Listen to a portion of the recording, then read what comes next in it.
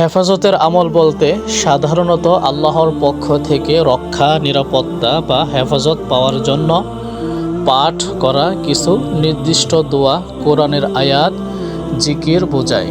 এগুলো ব্যক্তি, পরিবার, সন্তান, ঘর, সম্পদ এবং মন প্রাণকে শয়তান, জিন, কুদৃষ্টি, বিপদ, আপদ, দুর্ঘটনা ইত্যাদি থেকে রক্ষা পাওয়ার জন্য করা হয়।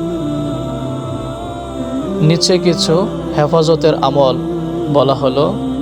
আয়াতুল কুরসি, আল্লাহু লা ইলাহা ইল্লাহু, এটা প্রতিদিন ফজরের পর ঘুমানোর আগে পাঠ করলে সারাদিন বা সারা রাত হেফাজতে থাকবেন।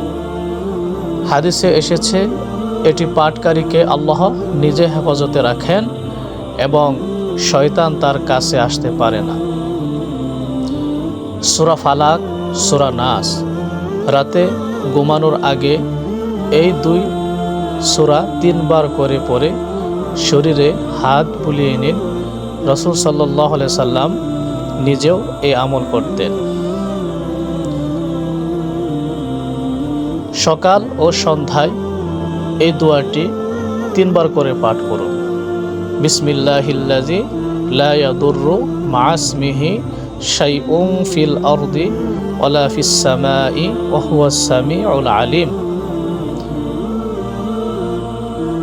এটি সকালে ও সন্ধ্যায় 3 বার পাঠ করলে আল্লাহর হেফাজতে থাকি, কোনো ক্ষতি হয় না। সন্তানদের জন্য হেফাজতের দোয়া। উঈযু বিকালিমাতিল্লাহি তাম্মা মিন কুল্লি শাইতানিন ওয়া হাম্মা ওয়া মিন কুল্লি আইনিল লাম্মা। এসব আমল নিয়মিত করলে ইনশাআল্লাহ আল্লাহর পক্ষ থেকে হেফাজত পাওয়া যায়। আমল করার সময় মনে বিশ্বাস রাখতে হবে।